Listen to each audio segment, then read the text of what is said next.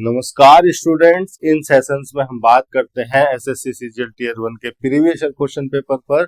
और आज की वीडियो में हमने लिया है 24 जुलाई 2023 शिफ्ट 1 में आए हुए क्वेश्चन पेपर को, जिसमें 25 क्वेश्चन होते हैं और हमें 10 से 12 मिनट में इनको सोल्व करना होता है एग्जाम में। अभी तो यहाँ तो मैं चूंकि आपको पढ़ा रहा हूँ, समझा रहा हूँ, तो यहाँ टाइम ज्यादा लगता है, लेकिन एग्जाम में 10 से 12 मिनट में हमें 100% एक्यूरेसी के साथ अगर इस क्वेश्चन पेपर को करना है, 25 क्वेश्चन को करना है, तो उसके लिए मेहनत करनी पड़ेगी, दिमाग सही दिशा में लगाना पड़ेगा।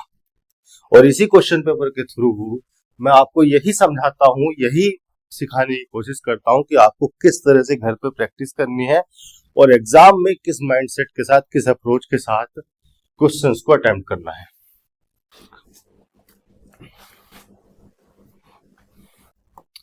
पहले ही क्वेश्चन हमें दे रखा है, एक पैराजंबल है, सेंटेंसेस को अरेंज करना है। सेंटेंस अरेंजमेंट के लिए मैं आपको पहले ही बता चुका हूं, फिर से बता रहा हूं कि कॉम्प्रिहेंशन स्किल्स को इम्प्रूव कीजिए, किताबों को पढ़ने की आदत डालिए, न्यूज़पेपर को पढ़ने की आदत डालिए। न्यूज़पेपर अगर नहीं है आपके पास, नहीं आता है, न्यूज़पेपर नहीं पढ़ सकते हैं, तो एनसीईआरटी की कोई बुक वगैरह मंगा लें, जिससे आपकी जीके में भी हेल्प मिलेगी और कॉम्प्रिहेंशन स्किल्स भी इंप्रूव होगी। ठीक है, ABCD 4 स्टेटमेंट आपको दिए हैं, फटाफट पढ़ेंगे। The movement began in reaction to the ugliness of the industrial age. ठीक है, द मूवमेंट बिगेन यानी कि किसी स्पेसिफिक मूवमेंट को रिफर किया जा रहा है। तो सबसे पहले तो हम पैराग्राफ में ये बताएंगे कि कौन सी वाली मूवमेंट है, फिर आगे किसी सेंटेंस पे उस मूवमेंट को स्पेसिफिक यानी कि द आर्टिकल लगा के रेफर कर सकते हैं। तो ये स्टेटमेंट पहला स्टेटमेंट तो नहीं हो सकता, इससे पहले वो स्टेटमेंट आएगा जहां पर उस मूवमेंट का जिक्र हुआ है, जिस मूवमेंट को यहाँ पे डेफिनेट सेंस में यूज किया गया है। यानी कि ये ऑप्शन तो हटा दो, देख लेंगे कहां पर है वो ऑप्शन, मतलब कहां पर है वो स्टेटमेंट जहां पर मूवमेंट का जिक्र हुआ है। This idea was amplified by J.W. Vaughan, आगे जो भी लिखा हो, यहाँ पर लिखा है दिस आइडिया। अब देखिए यहाँ पर ये दिस डिटर्मिनर लगाया गया है, ये आइडिया को पॉइंट आउट करने के लिए लगाया है। पॉइंट आउट हम तभी कर सकते हैं जब हमने पहले किसी को मेंशन कर दिया हो। तो ये वाला जो स्टेटमेंट है, ये भी पहला स्टेटमेंट नहीं हो सकता, इससे पहले वो स्टेटमेंट आएगा जहां पर हमने इस आइडिया को मेंशन किया हुआ है, फिर इस बी में उसको पॉइंट आउट कर रहे हैं। तो ये बी से भी शुरुआत नहीं हो सकती। Aestheticism was a European arts movement. देखिए ये वो स्टेटमेंट है जहां पर एक यूरोपियन आर्ट्स मूवमेंट को यानी कि एस्थेटिसिज्म को इंट्रोड्यूस किया गया है, डिफाइन किया गया है कि ये क्या है। Aestheticism was a European arts movement which centred on the doctrine that art exist for the sake of its beauty alone. यानी कि सी के बाद ए होना चाहिए। सी में हमने पहले इस मूवमेंट को इंट्रोड्यूस किया, डिफाइन किया, और उसके बाद हम यहाँ पर ए में उस मूवमेंट को डेफिनेट सेंस में यूज कर सकते हैं। सी ए इस ऑप्शन में है, ये ऑप्शन भी हमारा यहीं से एलिमिनेट हो गया। और कंफर्म कर लेते हैं, आगे पढ़ लेते हैं क्या लिखा है। Its philosophical foundations were laid in the 18th century by Immanuel Kant. Kant बोलोगे, कांट बोलोगे, जो ही बोलोगे। देखिए बी में जिस आइडिया को एम्फसाइज किया जा रहा था, एम्प्लीफाई किया गया था, यानी कि इसको पॉइंट आउट किया जा रहा था, उस आइडिया की फिलोसॉफिकल फाउंडेशन डी में रखी गई है। यानी कि पहले डी आएगा फिर बी आएगा, CADB। दूसरा ऑप्शन हमारा कंफर्म हो गया, यही हुआ। क्वेश्चन नंबर 2 में हमें इनकरेक्टली स्पेल्ड वर्ड बताना है। एडिक्वेट का मतलब होता है सफिशिएंट, सही लिखा है। प्रिकॉशन भी सही लिखा है, रिडिकुलस भी सही लिखा है, कॉवर्डाइज गलत लिखा है। यहाँ पर एस नहीं होता, सी होता है, COWARDICE। ये भैया वोकैबुलरी वाला पार्ट जो होता है, ये स्टूडेंट्स का खुद का करने का ही होता है। टीचर अगर इसको पढ़ा भी दे, समझा भी दे, तो भी आपको रिविजन तो खुद ही करना है। मैं अगर यहाँ पर 20-50 शब्दों के मीनिंग बता दूं, तो केवल मेरे बताने से ही काम नहीं चल जाएगा, आपको घर पे बैठ के उनको रिवाइज करना पड़ेगा, 1 बार, 2 बार, 3 बार, इससे अधिक बार भी आपको रिवाइज करना पड़ सकता है। तो जो स्टूडेंट्स वोकैबुलरी को टीचर्स के ऊपर छोड़ देते हैं, वो धोखा खा जाते हैं। वोकैबुलरी का जो हिस्सा है वो मेनली स्टूडेंट्स का ही होता है, स्टूडेंट्स के करने का ही होता है। टीचर उसमें बता भी दे तो उसके बावजूद भी स्टूडेंट्स को जो है उसको बार बार रिवाइज करना होता है। एंटोनियम बताना है हमें क्लियर का, क्लीन, ओपेक, मेस, अनटाइडी। देखिए क्लियर का एंटोनियम होना चाहिए ओपेक। क्लीन तो होगा नहीं, क्लीन तो बिल्कुल अलग बात हो गई। मैस का मतलब क्या होता है? मैस का मतलब है a situation full of problems, या फिर मैस का एक सिंपल मीनिंग है समथिंग और समवन दैट लुक्स डर्टी। कोई भी ऐसी चीज, कोई भी ऐसा पर्सन जो गंदा दिख रहा हो, हम उसको मैस कह सकते हैं। समथिंग और someone that looks dirty. Untidy बना है टाइडी से। टाइडी एडजेक्टिव है, उसका मतलब है नीटली अरेंज्ड, जहां पर सब कुछ ऑर्डर में हो, क्रम में रखा हो, एक तरीके से अच्छे से उसको अरेंज किया गया हो, उसको कह सकते हैं टाइडी। अनटाइडी का मतलब नॉट टाइडी, जो अरेंज ना हो। पहले मैं टाइडी की मीनिंग बता देता हूँ। टाइडी का मतलब है नीटली अरेंज्ड या इन ऑर्डर, जहां पे सब कुछ एक क्रम अनुसार हो, एक ऑर्डर में हो। अनटाइडी इसका उल्टा हो गया। मैं आपको इमेज दिखा देता हूं कि क्या हो सकता है टाइडी का रूम। टाइडी का मतलब ये देखिए, यहाँ पर मैंने एक टाइडी रूम बनाया हुआ है, टाइडी रूम की इमेज लगाई है।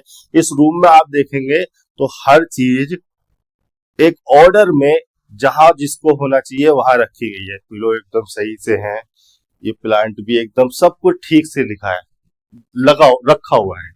इसको कह देंगे टाइडी रूम। ओपेक वर्ड का मतलब हमें समझना पड़ेगा। ओपेक ही हमारा एंटोनियम होना है। देखिए ओपेक का एक मतलब हो गया नॉट ट्रांसपेरेंट, जिसके आर पार लाइट ना जा सके। PARENT। और ट्रांसलूसेंट, ना तो ट्रांसपेरेंट हो ना ही ट्रांसलूसेंट हो। ट्रांसलूसेंट मतलब थोड़ी बहुत लाइट भी ना जा सके। ऐसे बहुत सारे मटेरियल होते हैं जिनके आर पार लाइट चली जाती है। कुछ मटेरियल ऐसे होते हैं जिनके आर पार लाइट नहीं जा सकती, जिनके आर पार नहीं देखा जा सकता, उनको कहते हैं ओपेक, यानी कि वो ट्रांसपेरेंट नहीं है। ओपेक का एक मतलब हो सकता है difficult to understand, difficult to understand because of being hidden. कुछ भी ऐसी इंफॉर्मेशन या कोई भी ऐसी बात जो पूरी तरह से ना बताई जाए, जिसको गुप्त रख लिया जाए, जिसको समझना बहुत मुश्किल हो, उसको हम ओपेक कह सकते हैं। ऐसी कोई भी इंफॉर्मेशन जिसमें ट्रांसपेरेंसी ना हो, ऐसी कोई भी एक्टिविटी जिसमें ट्रांसपेरेंसी ना हो, हम उसको ओपेक कह सकते हैं मेटाफोरिकल सेंस। तो यहाँ पर जो है, जो पॉसिबल एंटोनियम हो सकता है क्लियर का, वो दूसरे ऑप्शन में ओपेक ही हो सकता है। मैस और अनटाइडी उसके एंटोनियम नहीं है।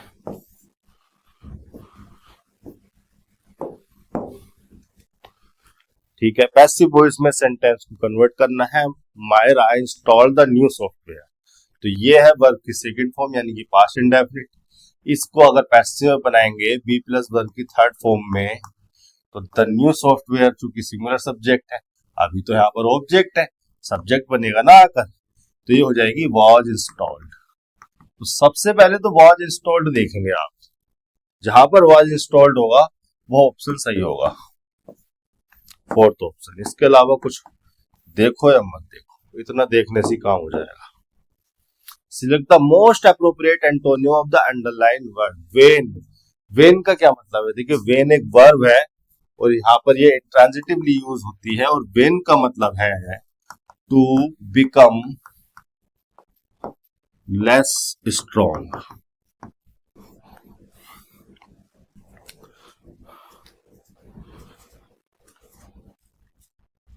ये मैं इसको ऐसे लिख दूं, to become less in strength और एनर्जी, ताकत में या ऊर्जा में कम हो जाना। To become less in strength और एनर्जी, एक ही बात लिख रहा हूं मैं। तो इसका एंटोनियम क्या हो सकता है? डिक्लाइन, अबेट, डिम्ड नहीं। देखिए डिक्लाइन, डिम्ड या अबेट तो इसके सिमिलर मीनिंग को कन्वे करने वाले वर्ड है, इसके अपोजिट मीनिंग को कन्वे करने वाला वर्ड है ग्रो। ग्रो का मतलब बढ़ते जाना, अपनी फिजिकल स्ट्रेंथ में बढ़ते जाना। तो इसका सही एंटोनियम हो जाएगा फोर्थ ऑप्शन में। फिर भी इन शब्दों के मीनिंग समझ लेते हैं। डिक्लाइन का एक मतलब हो गया नॉट टू एक्सेप्ट, आपने किसी को कुछ प्रपोजल दिया, उसने डिक्लाइन कर दिया, यानी कि उसने एक्सेप्ट नहीं किया कि नहीं मैं नहीं करूंगा ऐसा। नॉट टू एक्सेप्ट या रिफ्यूज के सिमिलर मीनिंग में यूज हो जाता है। दूसरा मीनिंग है टू बिकम लेस, लोअर और वर्स।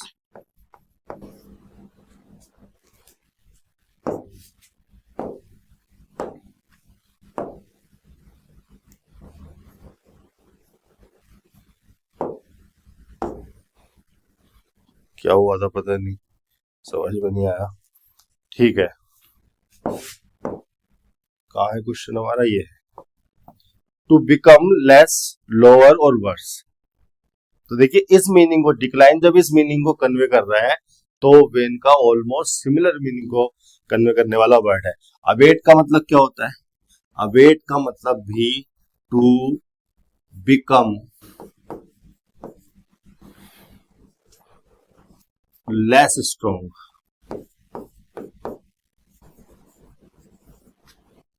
या to make something less strong, to make something less strong. ये वर्ड भी नहीं हो सकता। डिम का मतलब क्या हो सकता है? देखिए जब लाइट कम हो जाती है, इलेक्ट्रिसिटी कम हो जाती है, तो कोई भी ट्यूबलाइट जो बल्ब होता है वो डिम हो जाता है। ये इस तरीके से यहाँ पर ये फुल 100% ब्राइटनेस के साथ है, यहाँ पर ब्राइटनेस और कम हो गई है, यहाँ पर ब्राइटनेस 50% है, यहाँ पर ब्राइटनेस और कम हो गई है 25% है। तो इसको डिम कह सकते हैं, इसको भी डिम कह सकते हैं। तो डिम का मतलब है, डिम एडजेक्टिव भी हो सकता है, वर्ब के फंक्शन में भी यूज किया जा सकता है। डिम का मतलब हो गया टू बिकम लेस ब्राइट, यही तो कहेंगे, टू बिकम लेस ब्राइट या have to have less brightness. आगे चल लेते हैं। क्वेश्चन लिखा हुआ है एक्टिव वॉइस में, इसको एक्सप्रेस करना है। विल बी इनवाइटेड, तो विल इनवाइट हो जाएगा, जहां लिखा होगा विल इनवाइट या शैल इनवाइट, क्योंकि हमारा सब्जेक्ट बनेगा वी, तो शैल इनवाइट यहां पर लिखा हुआ है। बाकी ऑप्शन में ऐसा कुछ है नहीं, तो काट दो।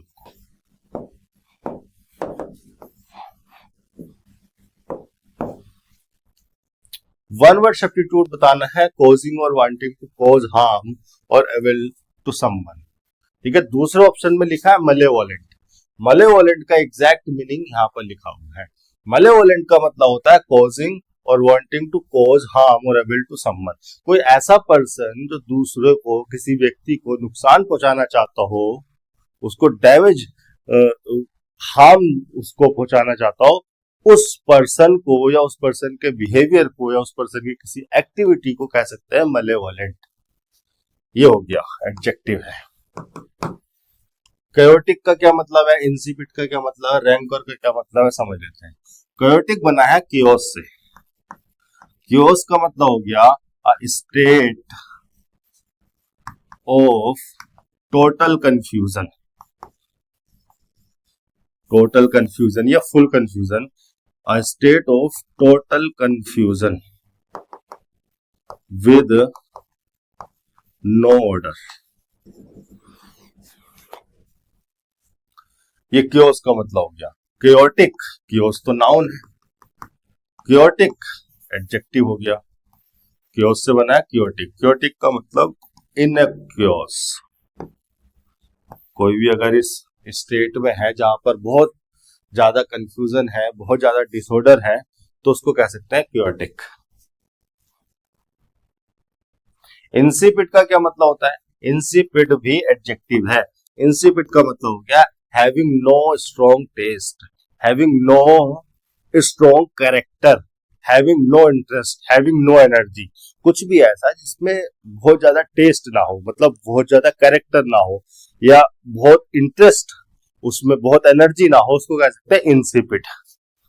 हैविंग नो स्ट्रॉन्ग टेस्ट या having no strong character, having no interest और एनर्जी, तीनों में से किसी मीनिंग में यूज आएगा। रैंकर का क्या मतलब होता है? रैंकर का मतलब हो गया feeling of hate and continuing anger about something in the past. Past में कुछ ऐसा आपके साथ हो गया जिसकी वजह से आपके अंदर हेटफुल फीलिंग है, बहुत ज्यादा गुस्सा है आपके अंदर, उस फीलिंग को, उस हेटफुल फीलिंग को या उस गुस्से की, एंगर की फीलिंग को ही कहते हैं ranker. A feeling of hate and continuing anger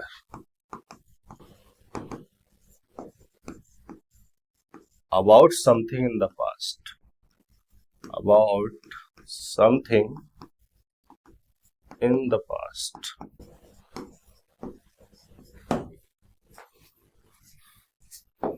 question number 8 पे चलते हैं। पैराजम्बल आपको दिया गया है, another boy tried his luck and won a com. देखिए अनदर बॉय, अनदर जो डिटर्मिनर है बॉय से पहले लगाया गया है, अनदर यूज किया जाता है किसी एडिशनल इंफॉर्मेशन को रिफर करने के लिए, यानी कि जो बॉय है एक एडिशनल बॉय है, इससे पहले किसी ने कुछ किया होगा, उसके एडिशन में इस लड़के ने कुछ किया है, तो इस लड़के को एडिशनल मानकर, एडिशनल इसको रिफर कर अनदर लगा दिया गया इससे पहले। तो इस स्टेटमेंट से पहले वो स्टेटमेंट आएगा जहां पर उस व्यक्ति की, उस लड़के की बात होगी जिसने कुछ किया होगा, और उसके एडिशन में फिर ये है बाद में। तो ए तो शुरुआती स्टेटमेंट नहीं हो सकता, और देखिए ए से कोई ऑप्शन दिया भी नहीं।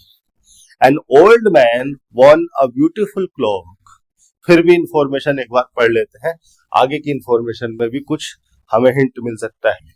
Another boy tried his luck and won a comb, a fountain pen, wristwatch and a table lamp, one after the other in many chances that he played. B में आते हैं, an old man won a beautiful cloak. The old man did not want the cloak, so the shopkeeper took it back and paid 15 rupees to the old man. Old man ने यहाँ पर कुछ किया है, अब इस ओल्ड मैन ने जो किया उसके एडिशन में एक और लड़के ने भी अपने लक को ट्राई किया और ये सारी चीजें जीत ली। इस तरह के मीनिंग को कन्वे करने की कोशिश की जा रही है, यानी कि वे पहला वो इवेंट हो गया जिसके एडिशन में दूसरा इवेंट है। तो बी ए, एक यहां से हमें पॉसिबल सीक्वेंस ये मिला कि बी के बाद ए होना चाहिए।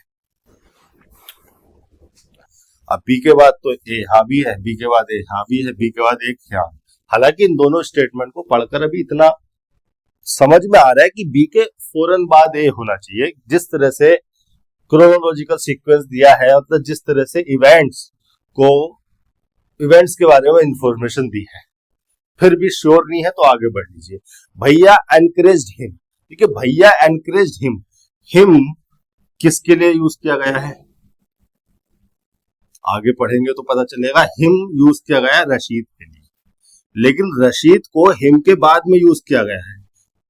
ऑर्डर क्या होता है, पहले हम पैराग्राफ में, सेंटेंस में कोई नाउन यूज करते हैं, फिर हम प्रोनाउन यूज कर सकते हैं उसके लिए कहीं भी। यही तो ऑर्डर है भाई, पैराग्राफ में कहीं भी किसी स्टेटमेंट में आपने नाउन यूज कर लिया, फिर उस नाउन को रिफर करने के लिए कहीं भी प्रोनाउन यूज कर लो। यहां पर क्या देख रहे हैं, पहले प्रोनाउन आ गया है फिर नाउन आ गया है। इसका मतलब ये है कि जो प्रोनाउन आया है ये किसी और नाउन को रिफर करने के लिए आया होगा, इससे पहले भी कोई नाउन दिया होगा, यानी कि सी स्टेटमेंट से पहले कोई ऐसा स्टेटमेंट होना है जहां पर इस हिम का जिक्र किया गया हो। अब ये हिम किसके लिए लगाया है, अनदर बॉय के लिए लगाया है, या फिर डी स्टेटमेंट में जो रसीद का जिक्र हुआ है इसके लिए लगा है।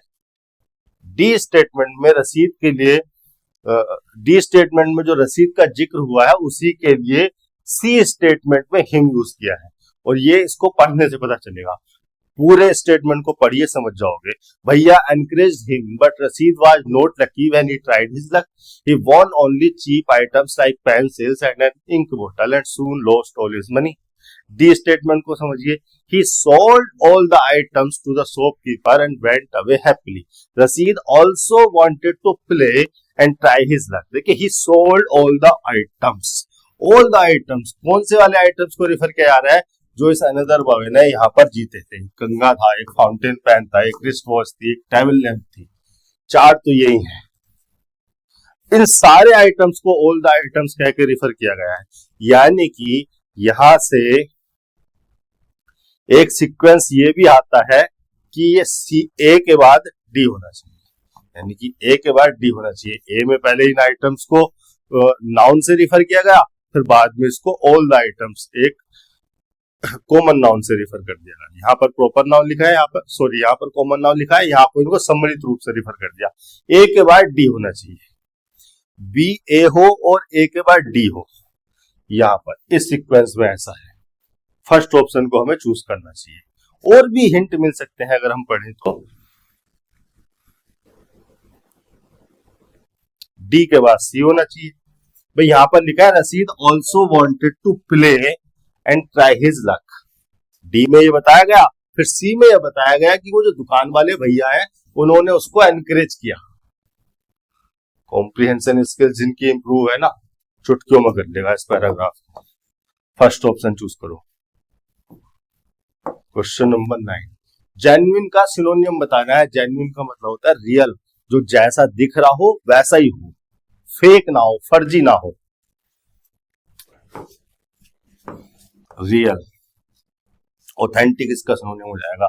ऑथेंटिक का मतलब भी ओरिजिनल या रियल ही होता है। Not fake, not copied. Deceptive का क्या मतलब हो जाएगा?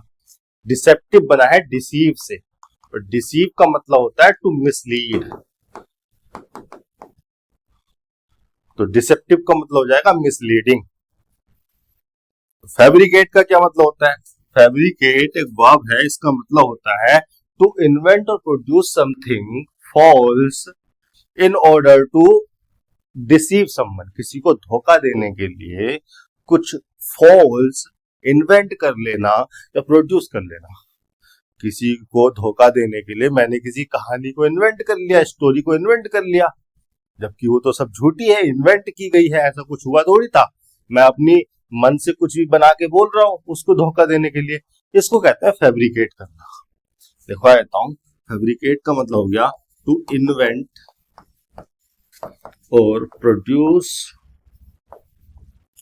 Something false.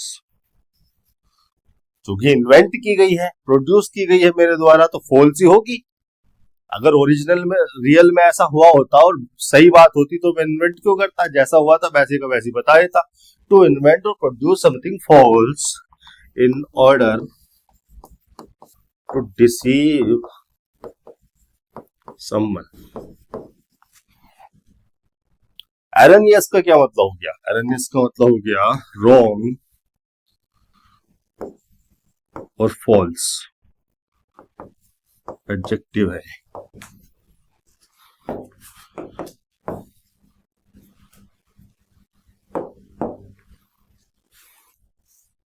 ग्रामेटिकल एरर को बताना है। I am sure that the postman would be coming shortly to deliver the letter. देखिए, आई एम श्योर ये मेन क्लोज है, उसके बाद डेट लगा हुआ है सबऑर्डिनेट कंजंक्शन, और ये लिखी हुई है सबऑर्डिनेट क्लोज। डेट कंजंक्शन इसलिए लगाया क्योंकि मेन क्लोज के बारे में हमको इन्फॉर्मेशन देनी थी। आई एम श्योर ये मेन क्लोज लगाकर यहाँ पर एक श्योरिटी को या सर्टेनिटी को रिफर किया गया है, और श्योरिटी को सर्टेनिटी को रिफर किया गया है। तो ये श्योरिटी सर्टेनिटी किस इवेंट के, किस सिचुएशन के बारे में है? सबऑर्डिनेट क्लोज में जो इन्फॉर्मेशन दी गई है उससे रिलेटेड या उसके बारे में श्योरिटी या सर्टेनिटी को एक्सप्रेस करने के लिए आई एम श्योर लिखा गया है। यानी कि मेन क्लोज में जो श्योरिटी सर्टेनिटी है वो सबऑर्डिनेट क्लोज में, यानी कि इस इवेंट की, इस सिचुएशन की सर्टेनिटी है, यानी कि ये वाला जो इवेंट है, ये वाली जो सिचुएशन है, that the postman would be coming shortly to deliver the letter, ये एक श्योर, एक सर्टेन इवेंट है, ऐसा होगा ही होगा। और सर्टेन इवेंट को रिफर करने के लिए मोडाल वुड नहीं विल लगाओगे, विल प्रीफर करोगे। वुड को यूज किया जाता है पास्ट में, पास्ट के पॉइंट से फ्यूचर के किसी पॉइंट को रिफर करने के लिए, मतलब पास्ट के रेफरेंस पॉइंट से आगे के समय को रिफर करने के लिए। वुड को पोलाइट ऑफर, पोलाइट रिक्वेस्ट के लिए यूज किया जा सकता है। वुड को इमेजिनेशन के लिए, हाइपोथेटिकल सिचुएशन के लिए यूज किया जा सकता है। वुड को कुछ सिचुएशन में, कुछ कंटेक्स्ट में पॉसिबिलिटी, पॉसिबल इवेंट्स को रिफर करने के लिए भी यूज कर सकता है, लेकिन सर्टेनिटी के लिए कभी वुड को यूज नहीं किया था। सर्टेनिटी के लिए आप विल को यूज करोगे। तो फोर्थ ऑप्शन को चूज करोगे, आगे बढ़ोगे। बाकी सेंटेंस की स्ट्रक्चर बहुत मुश्किल नहीं है, आसान है, आप खुद इंटरप्रेट कर लेना।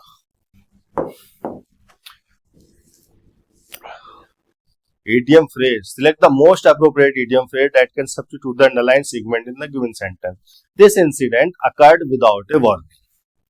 Occurred का मतलब to happen, घटित हुआ, कुछ हुआ। On thin ice, boiled from the blue, ignorance is bliss. Play devil's advocate. 4 idiom यहाँ पर ऑप्शन में आपको दिए गए हैं और चारों idiom में से कोई एक यहाँ पर सब्स्टिट्यूट के रूप में आ सकता है, इसको रिप्लेस कर सकता है, उसको बताना है। मीनिंग के आधार पर आपको समझना पड़ेगा। सबसे पहले देख लेते हैं कि ऑन थिन आइस का क्या मतलब है। देखिए, ऑन थिन आइस ऐसे ओरिजिन, मतलब ऐसे क्षेत्रों में इसका इडियम का ओरिजिन हुआ होगा जहां पर जो बर्फीले क्षेत्र है, जहां पर बर्फ पड़ती है, या फिर यूं कहिए कि बहुत सर्दी में जिन क्षेत्रों में पानी की सतह पर बर्फ जम जाता है, वहां उन क्षेत्रों में इस इडियम का ओरिजिन हुआ होगा।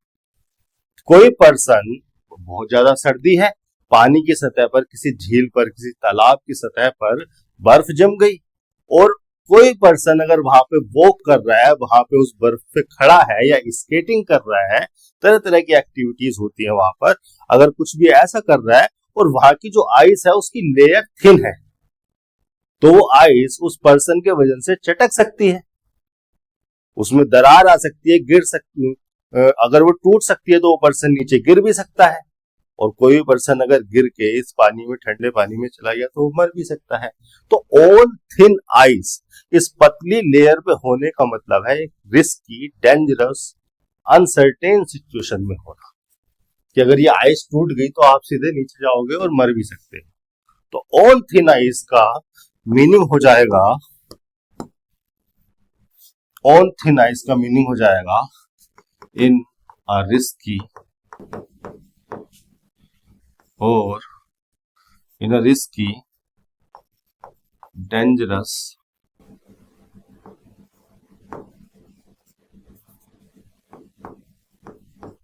or uncertain situation. Uncertain situation.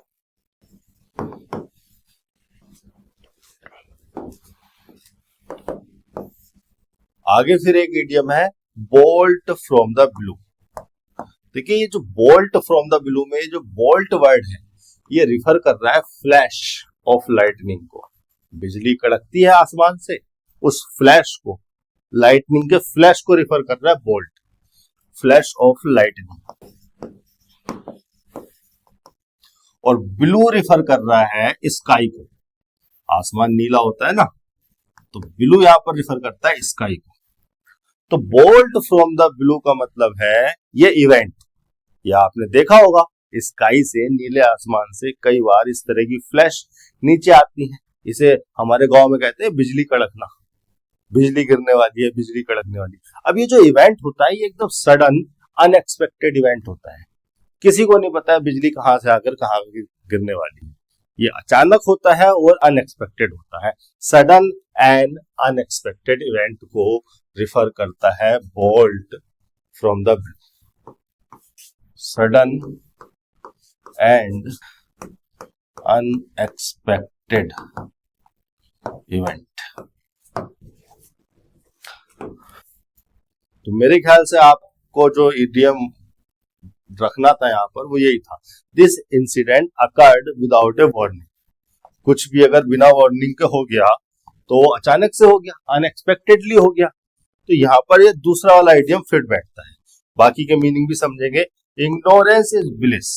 Ignorance का क्या मतलब है, ब्लिस का क्या मतलब है, यहां से जरा समझिए। इग्नोरेंस का मतलब है lack of knowledge, understanding, information about someone और समथिंग। किसी के बारे में अगर आपको नहीं पता कुछ भी, ना उसके बारे में नॉलेज है, कोई इंफॉर्मेशन नहीं है, कोई उसकी समझ नहीं है, तो ये आपकी इग्नोरेंस है उस पर्सन या उस थिंग को लेकर। इसी को कहते हैं इग्नोरेंस। या मुझे इसके बारे में कुछ नहीं पता, मैं अनअवेयर। तो इग्नोरेंस का मतलब हो गया lack of knowledge, understanding. Lack का मतलब कमी, लैक ऑफ नॉलेज, अंडरस्टैंडिंग और इंफॉर्मेशन अबाउट समवन और समथिंग। ये तो होगी इग्नोरेंस के बारे में। ब्लिस का क्या मतलब है, ब्लिस का मतलब है परफेक्ट हैप्पीनेस। एक ऐसी अवस्था जिसमें आप परफेक्टली हैप्पी, किसी चीज की कोई कमी नहीं है, मजा आ रहा है एकदम, परफेक्ट हैप्पीनेस। तो स्टेट ऑफ परफेक्ट हैप्पीनेस को रिफर करता है ब्लिस। तो इग्नोरेंस इज ब्लिस, ये जो इडियम है ये रिफर करता है एक ऐसी सिचुएशन को जिस सिचुएशन में आप इग्नोरेंट हैं, आपको किसी भी के भी बारे में कुछ पता नहीं है, और उस पता ना होने की वजह से आप एकदम खुश हैं। अगर आप उस सिचुएशन के बारे में, उस पर्सन, उस थिंग के बारे में कुछ जान जाते तो ऐसा हो सकता था कि आपको प्रॉब्लम होती, आप चिंता करते, आप एंजाइटी में आ जाते, आप डिप्रेशन में, किसी न किसी प्रकार की मेंटल प्रॉब्लम आपको हो सकती थी। आपको चूंकि नहीं पता है तो आपको कोई समस्या भी नहीं है। तो इग्नोरेंस इज ब्लिस रिफर करता है, मैं इंग्लिश में लिखा देता हूं ताकि आपको याद करने में काम आए। मतलब एक ऐसी सिचुएशन जिसमें आपको कुछ या किसी के बारे में ना पता होना आपके फेवर में है, परफेक्ट हैप्पीनेस जनरेट करता है आपके लिए। It is better to not, it is better not to know about something because lack of knowledge is sometimes better than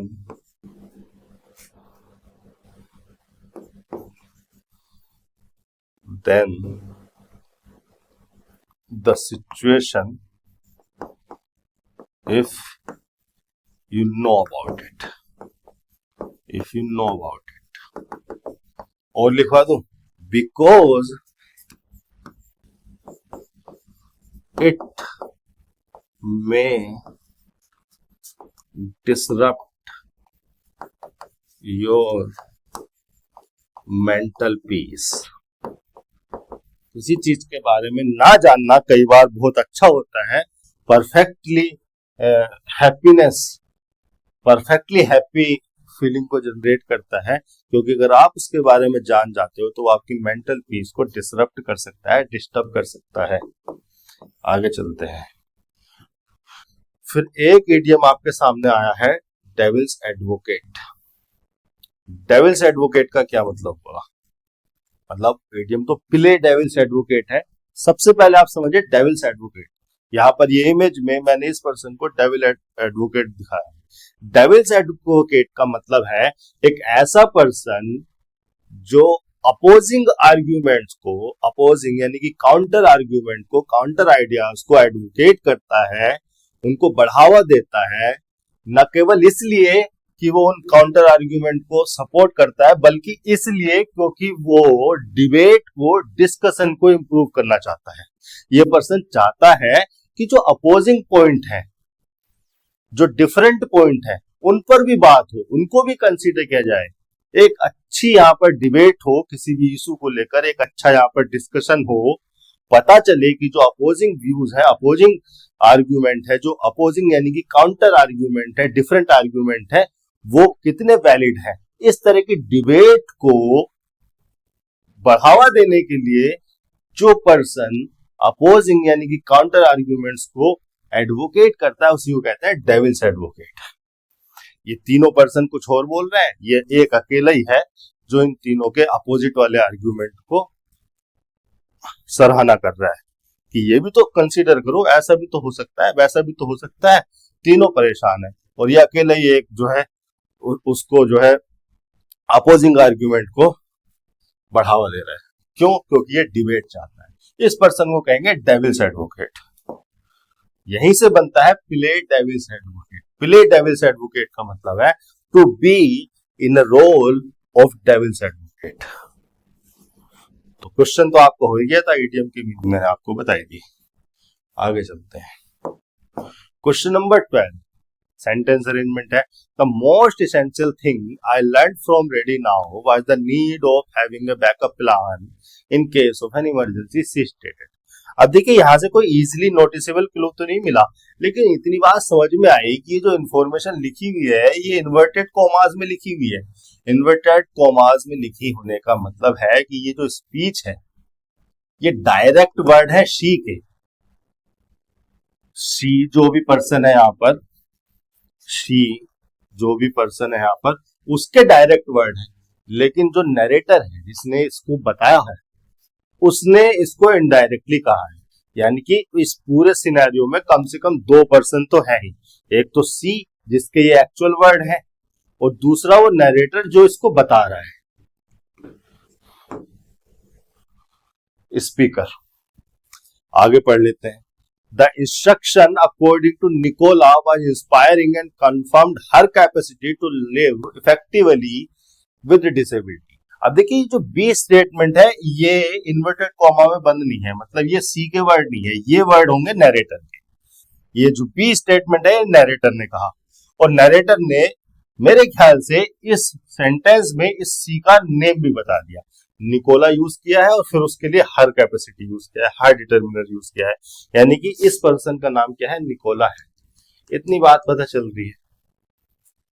I made sure I had a generator, wheelchair, batteries and at least a week's worth of food, water and prescription medication।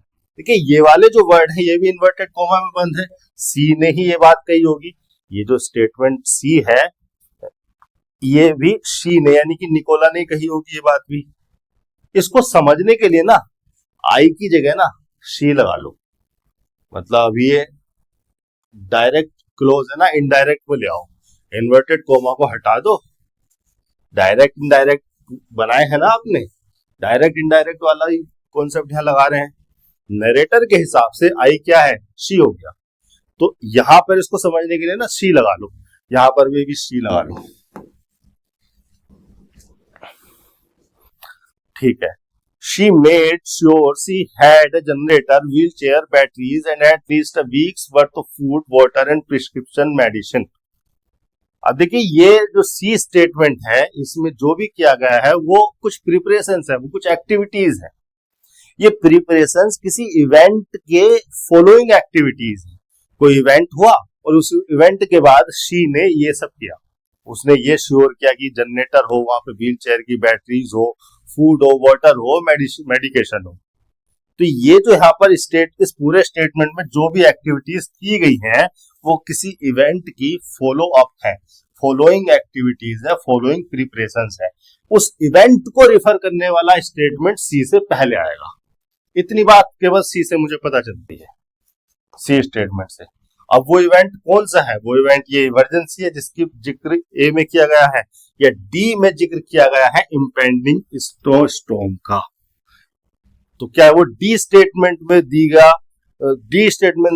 गई ये activity है जिसके following activities, following preparation सी statement में दी गई है। देखिए यहाँ पर ए स्टेटमेंट में जो एन इमरजेंसी दिया है ना, ये तो एक जनरल इवेंट है, जनरली किसी भी इमरजेंसी को रिफर कर रही हो। डी स्टेटमेंट में जो द इम्पेंडिंग स्नोस्टॉर्म दिया गया है ये वो स्पेसिफिक इवेंट है, इससे पहले द आर्टिकल लगा है ना, ये वो स्पेसिफिक इवेंट है जो आने वाला है, इम्पेंडिंग का मतलब कमिंग, थ्रेटनिंग, जो आने वाला है। इस इम्पेंडिंग स्नो स्टॉर्म, इस स्पेसिफिक डेफिनिट इम्पेंडिंग आने वाले स्नो स्टॉर्म के बारे में सुनकर उसने ये वाली एक्टिविटीज की। When, आई की जगह शी लगा लो, when she heard about the impending snowstorm, she emailed all of her caregivers to see who lived nearby and would be accessible. जब उसने ये सब सुना कि ये स्नो स्टॉर्म आने वाला है, उसने ईमेल किया अपने केयर गिवर्स को, देखते हैं कौन आसपास रहता है और कौन आ सकता है। और ये ईमेल करने के बाद उसने ये श्योर किया। तो एक बात तो यहां से पता चल रही है कि डी के बाद सी, ये जो ऑर्डर है ये तो कंफर्म है, ये तो होना ही होना है। और एक बात और मुझे थोड़ी सी यहां से समझ में आती है, ये जो ए, सी और डी है, ये तीनों के तीनों स्टेटमेंट इस निकोला के, सी के कहे हुए हैं। और ये जो बी स्टेटमेंट है, ये कंक्लूसिव स्टेटमेंट है, ये उसकी कैपेसिटी को कंफर्म करने के लिए नैरेटर ने कहा है। The instruction was inspiring and confirmed her capacity. अब किसी की कैपेसिटी या कैपेबिलिटी तभी कंफर्म की जा सकती है जब वो किसी ऐसे प्रोसेस से गुजर चुकी हो जहां पे उस प्रोसेस ने किसी सिचुएशन को, इमरजेंसी को टैकल किया हो। टैकल कर रही है वो इन स्टेटमेंट में, यानी कि बी को एंडिंग स्टेटमेंट होना चाहिए। इतनी बात समझ में आ रही है कि ये वाले जो तीनों लाइन है, तीन ए सी डी जो है, ये इस निकोला के कहे हुए हैं और ये नरेटर ने बाद में कंक्लूसिव स्टेटमेंट दिया है। तो बी एंड में हो और डी सी का कॉम्बिनेशन हो, केवल एक यही ऑप्शन है, फर्स्ट ऑप्शन। डी सी यहां भी नहीं है, यहां भी नहीं है और यहां भी नहीं है। डीसी तो कंफर्म ही कर दिया था हमने, डीसी तो होना ही होना है, और डीसी केवल एक ही ऑप्शन में है।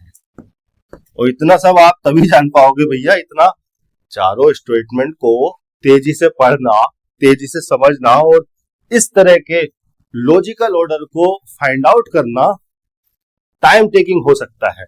इस टाइम को रिड्यूस करने के लिए प्रैक्टिस भी करनी है आपको और कॉम्प्रिहेंशन स्किल्स तो इंप्रूव करनी है। Select the sentence with no error. Spelling error यहां पर दी है, देखना है कौन सा ऐसा सेंटेंस है जिसमें स्पेलिंग एरर नहीं है। साइकोलॉजिस्ट गलत लिखा है, साइकोलॉजिस्ट की सही स्पेलिंग यहां लिखी है। चलो देख लेते हैं। Major part of the investigation गलत लिखा है, तो ये भी खत्म हो गया, ये भी खत्म हो गया।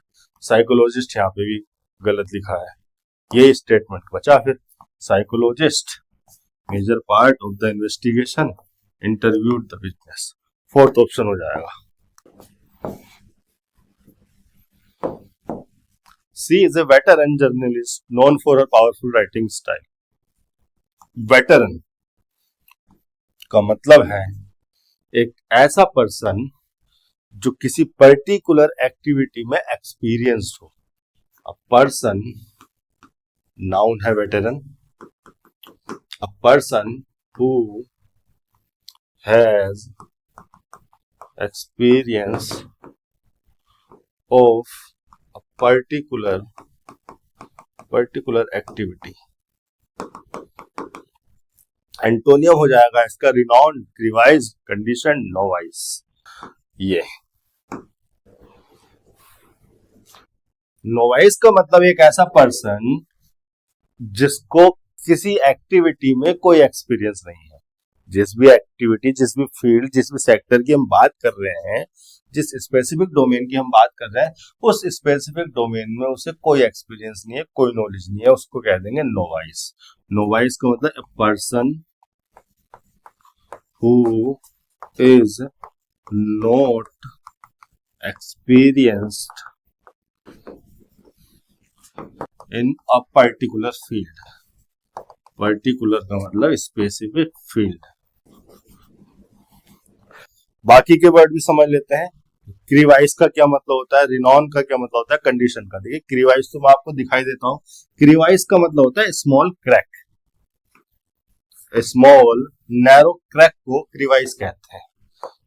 ये जो है दीवारों में, सड़कों पर आपने इस तरह की दरार देखी होगी, ये क्रीवाइस है।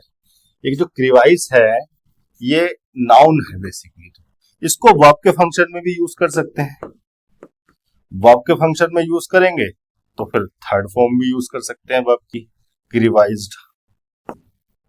ये दोनों वर्ड अच्छे हैं। रिनॉन का मतलब समझ लेते हैं। रिनॉन, RENOWN,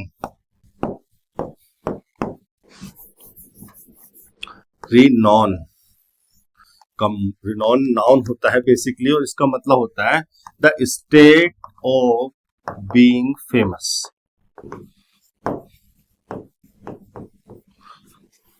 इसी मीनिंग में ये वर्ब भी हो सकती है, हालांकि वर्ब की तरह ये वर्ड यूज होना बंद हो गया, आर्केइक हो गया, लेकिन उस वर्ब की थर्ड फॉर्म अभी भी यूज की जाती है, पास्ट पार्टिसिपल यानी कि एडजेक्टिव के रूप में, और रिनॉन्ड का मतलब हो जाएगा famous for something, famous for something.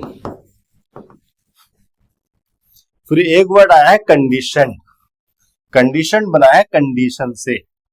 Condition का मतलब आपको पता है क्या होना चाहिए? कंडीशन का मतलब है कोई भी ऐसी रिक्वायरमेंट जिसको फुलफिल होना चाहिए।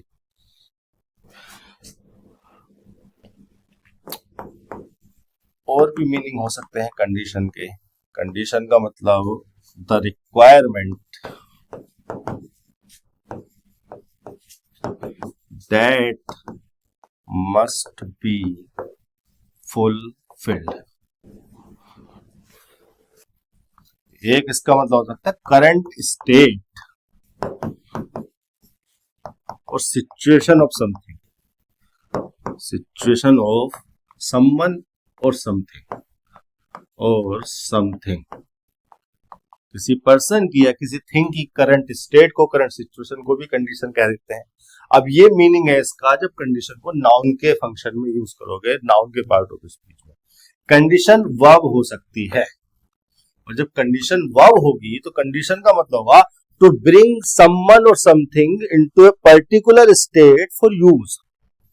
किसी पर्सन को या किसी थिंग को ऐसी स्टेट में लाना, ऐसी सिचुएशन में लाना कि उसको एक पर्टिकुलर स्पेसिफिक पर्पस के लिए यूज किया जा सके। फॉर एन एग्जाम्पल, जब मैं इस स्टूडियो में, इस रूम में एंटर किया तो ये बहुत गर्म था। मैंने एयर कंडीशनर AC चालू किया और AC स्टार्ट करके मैंने इसकी एयर को इस सिचुएशन में लाने का काम किया, इस अवस्था में लाने का काम किया कि यहाँ का जो वातावरण है, यहाँ की जो एयर है वो कूल डाउन हो जाए, ठंडी हो जाए। तो मैंने इस रूम के एयर पर, टेम्परेचर पर कंडीशन लगा दी, मैंने उसको कंडीशन कर दिया, इसलिए इस डिवाइस को कहा जाता है एयर कंडीशनर। बालों में लगाने वाले कंडीशनर भी आते हैं, बहुत लोग यूज करते हैं, उसका भी यही मतलब है कि बालों पर हमने कंडीशन लगा दी, कंडीशन अप्लाई कर दी कि इसको ऐसे ही रहना है।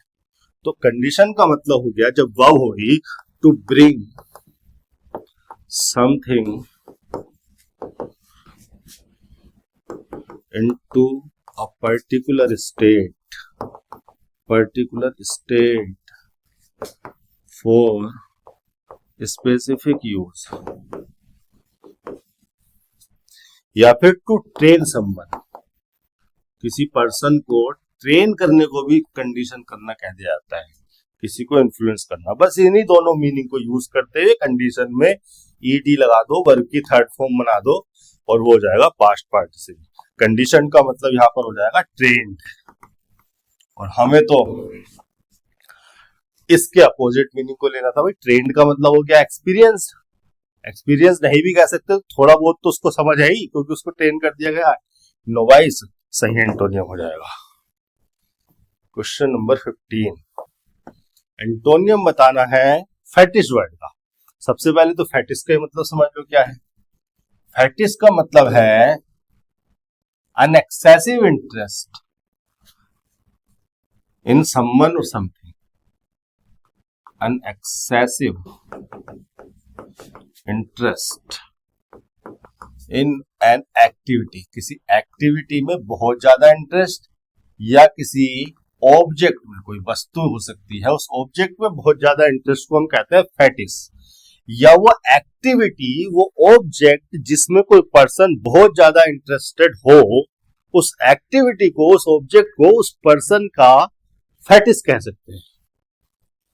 द एक्टिविटी और the object that someone is interested in।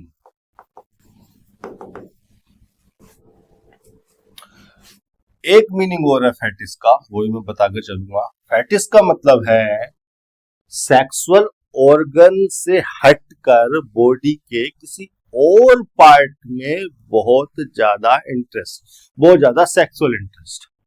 पहले लिखवा देता हूं डेफिनेशन, फिर आपको इमेज दिखाता हूं। फेटिश का मतलब हो जाएगा the sexual interest, a sexual interest in the part of body rather than sexual organ। the sexual organ से हटकर शरीर के किसी और हिस्से में सेक्सुअल इंटरेस्ट होना किसी पर्सन का फेटिस होता है।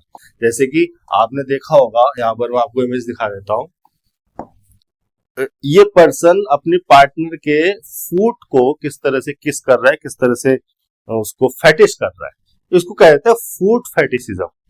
ये कोई फूट सेक्सुअल ऑर्गन तो नहीं है, फिर भी इस पर्सन को इसके फूट में सेक्सुअल इंटरेस्ट है, सेक्सुअली अराउज होता हो या किसी तरह के इमोशन या फीलिंग्स डेवलप होते हो। यहाँ पर ये जो पर्सन है अपने किसी पार्टनर के हेयर को किस करते हुए दिखाया गया है, इसको मैं कह दूंगा हेयर फेटिसिज्म। तो ये फूट इसके लिए फेटिस है, और इस पूरी एक्टिविटी को फूट फेटिसिज्म कहा जा सकता है। फेटिसिज्म बना है फेटिस से। अब इसके मीनिंग को आपको बताना है। यहां पर इस सेंटेंस में फेटिस को यूज किया गया है जनरल मीनिंग में, सेक्सुअल इंटरेस्ट को वो यहां पर रिफर नहीं कर रहा। Shilpi has a fixed indifference and obsession towards problems in life. Fetish का एंटोनियम क्या हो सकता है? Indifference, fixed, problems, obsession. ठीक है, फिक्स्ड और प्रॉब्लम तो बिल्कुल आउट ऑफ कंटेक्स्ट हो गई, फेटिस से कोई लेना देना नहीं है। यहां पर उसका एंटोनियम होना चाहिए इंडिफरेंस। फेटिस का मतलब था स्ट्रॉन्ग एक्सेसिव इंटरेस्ट, इंडिफरेंस का मतलब है lack of interest in someone और something. Lack of interest in someone और something.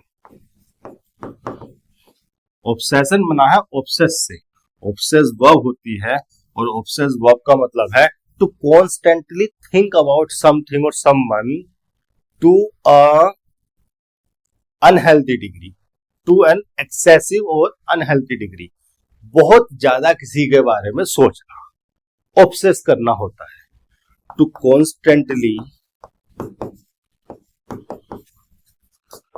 think about someone or something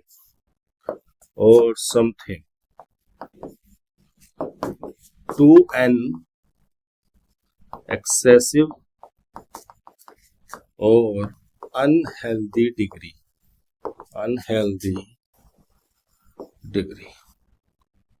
obsession क्या मीनिंग आ जाएगा? ऑब्सेस से बनेगा ऑब्सेशन। ऑब्सेशन हो गया वो पर्सन या वो थिंग या वो एक्टिविटी या कुछ भी ऐसा जिसके बारे में कोई पर्सन बहुत ज्यादा सोच रहा हो।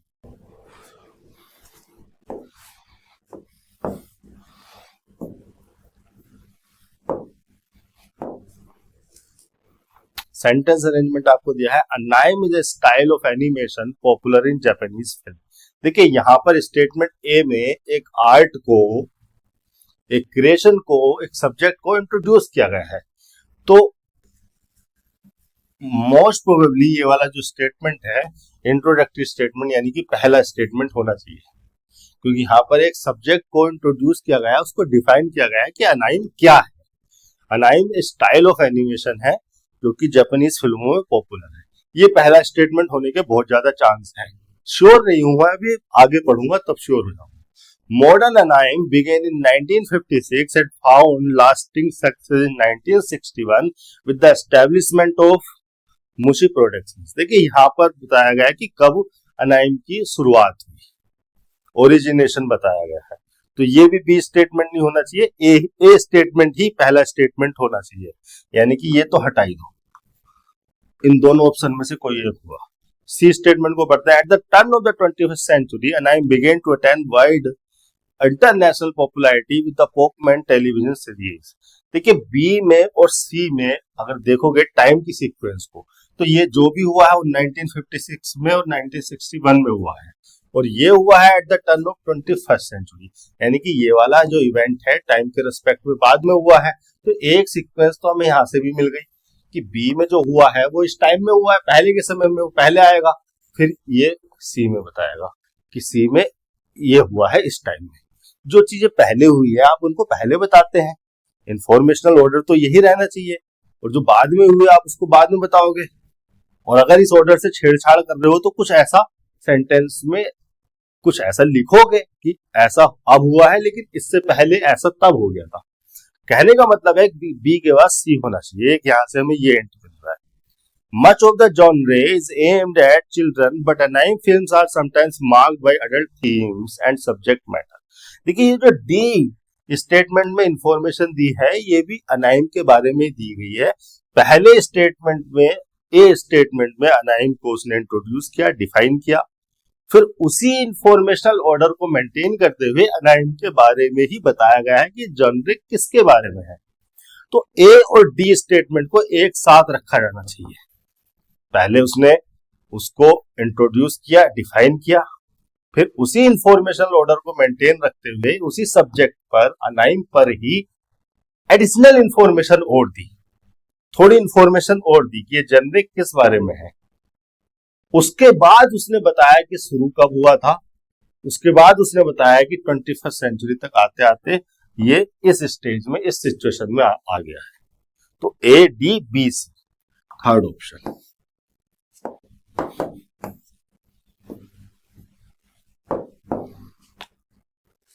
फिल इन द ब्लैंक, यहां पर ब्लैंक है, हमारे टाइपिस्ट यहां पर लाइन लगाना भूल गए। The sermon of the priest was very short and blank दिया हुआ है। sermon का मतलब होता है a religious और moral talk based on Bible, a talk on a religious or moral subject based on Bible in A Christian church. Christian church में Bible के आधार पर कोई रिलीजियस या मॉरल इंफॉर्मेशन देना या टॉक करना, बातचीत करना शर्मन होता है। प्रीस्ट वगैरह ये देते हैं। क्रिश्चियन एंड जैसे हमारे यहाँ पंडित जी होते हैं, मौलवी जी, उनके यहाँ प्रीस्ट होते हैं, वो ये काम करते हैं। Christian church ceremony. आगे देख लेते हैं क्या आना चाहिए यहाँ पर, कौन आना चाहिए, कन्वेंस आना चाहिए, कॉन्साइज आना चाहिए, कंसिस्टेंट आना चाहिए। देखिए कन्वेंस को तो बिल्कुल हटा ही दो, ये तो इसको लगाना तो सिंटैक्टिकली गलत हो जाएगा। हमने एंड कंजंक्शन लगाया है ना, एंड कोऑर्डिनेट नेचर कंजंक्शन है, सिमिलर रैंक के स्ट्रक्चर को जोड़ता है।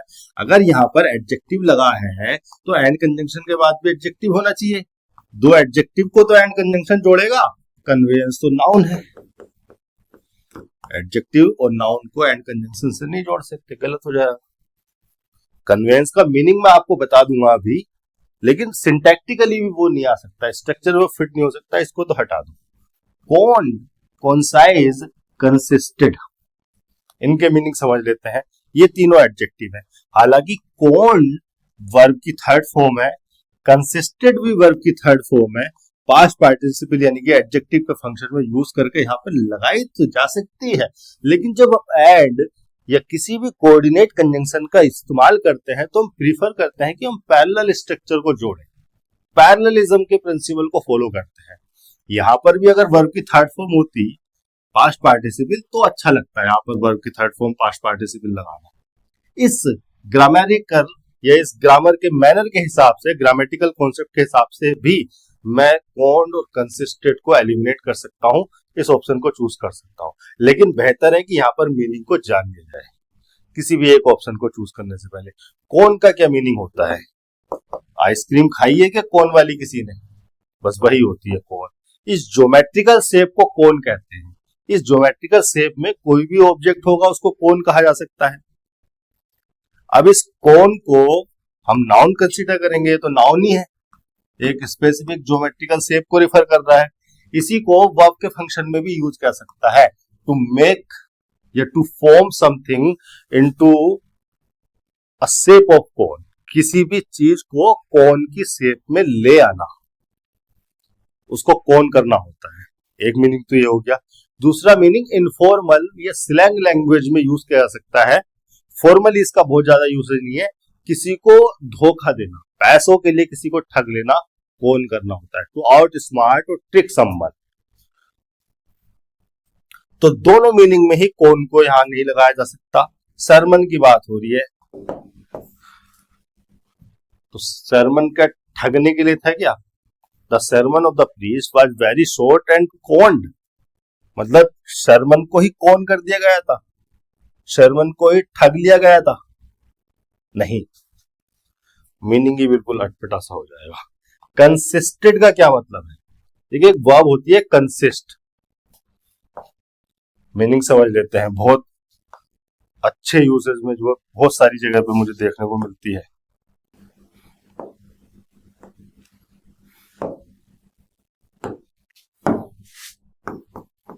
कंसिस्ट, कंसिस्ट का मतलब है इंट्रांजिटिव वर्ब है। कंसिस्ट का मतलब है to be made of something, to be made of something या to be formed from something. Consist के साथ, चूंकि ये तो इंट्रांजिटिव वर्ब है, ऑफ प्रीपोजिशन लगाई जाती है, फिर उसके बाद लिखा जाता है उसका ऑब्जेक्ट। कंसिस्ट को अगर थर्ड फॉर्म में यूज करोगे, लिखोगे कंसिस्टेड, यानी कि वर्ब की थर्ड फॉर्म में यूज करोगे, यानी कि पास्ट पार्टिसिपल लगाओगे, यहाँ कोई लिंकिंग वर्ब लगी होगी, तो भी ये ऑफ प्रीपोजिशन तो ऐसे का ऐसे ही रहेगा, इसकी पोजीशन थोड़ी ना चेंज होगी। इसको कंसिस्ट के मीनिंग से नहीं हटाया जा सकता, ये कंसिस्ट के साथ जुड़ा हुआ है। अगर आप कंसिस्ट को लिख भी दोगे कंसिस्टेड पास्ट पार्टिसिपल, तो भी ऑफ प्रीपोजिशन आपको लगाना पड़ेगा। ऑफ प्रीपोजिशन आपके सेंटेंस के स्ट्रक्चर में है नहीं, पहली बात तो। और दूसरी बात, कंसिस्ट का मीनिंग भी यहाँ पर एडजस्ट नहीं होगा सिमेंटिकली, यानी कि मीनिंग वाइज भी कंसिस्ट यहाँ पर फिट नहीं हो सकता। यहाँ पर आपको लगाना पड़ेगा कॉन्साइज। कॉन्साइज का मीनिंग है very short and clear, short and clear without unnecessary detail, unnecessary detail मतलब जो उनकी बातचीत थी शॉर्ट थी, क्लियर थी, उसमें कोई भी अननेसेसरी डिटेल नहीं थी, जितनी बातें होनी चाहिए थी वह उतनी ही थी, ये कहा जा रहा है। 17 का थर्ड ऑप्शन। आगे चल लेते हैं, question number 18। Identify the segment that contains a grammatical error. Maruti likes adventure stories, especially an adventures of Tarzan. भैया, ये जो एडवेंचर है ना, ये काउंटेबल नाउन भी हो सकता है, अनकाउंटेबल भी हो सकता है। अगर आप इसको काउंटेबल नाउन की तरह ट्रीट कर रहे हो, काउंटेबल फंक्शन में आपने लिया है, तो अगर सिंगुलर ट्रीट कर रहे हो, सिंगुलर कंसीडर कर रहे हो, तो एन लगा सकते हो, फिर एस क्यों लगा रहे हो? और अगर प्लूरल फॉर्म में यूज कर रहे हो तो फिर एन लगाने की आवश्यकता नहीं है। मतलब गलती तो यहीं पर है, या तो इसको एडवेंचर्स लिखो अगर प्लूरल यूज करना है तो, प्लूरल फॉर्म में यूज करना है तो, और सिंगुलर फॉर्म में लिखना है तो एस हटाओ, एन एडवेंचर लिखो। तो ये हो जाएगा, दूसरे ऑप्शन को चूज करूंगा। आगे चलो,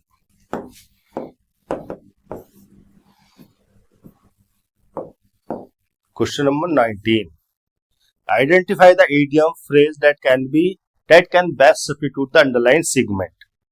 ट्रू पर्सनैलिटी को कौन सा सेगमेंट यानी कौन सा इडियम सब्स्टिट्यूट कर सकता है, मीनिंग के आधार पर हमें पता चलेगा।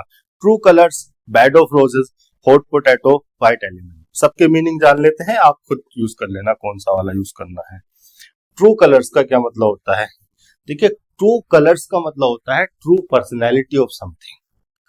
True nature of something, true character of something, real character, वास्तविकता क्या है उस पर्सन की या उस चीज की। ऊपर से तो देखने में ऐसा है, लेकिन अंदर से वाकई में वो कैसा है, उसकी वाकई में रियल पर्सनैलिटी को कहते हैं ट्रू कलर्स। कह रहे हैं ना गांव में आप दिखाया इसने असली रंग, ये है इसका असली रंग, अभी अपने असली रंग में आ गया, उस असली रंग को ही कहते हैं true colour.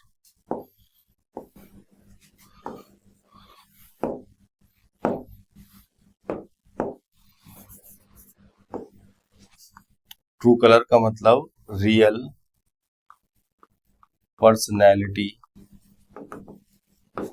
Motives, interest, nature और कैरेक्टर ऑफ समवन और समथिंग।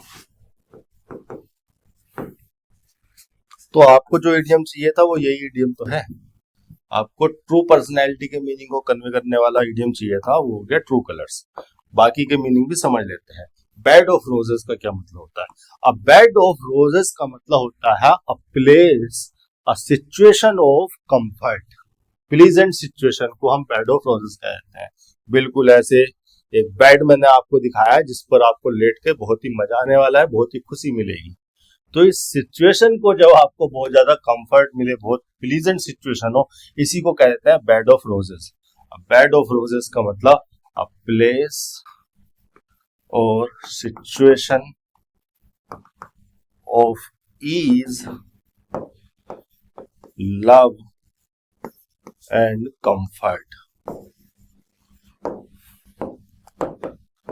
आगे चलते हैं। आगे लिखा है हॉट पोटैटो।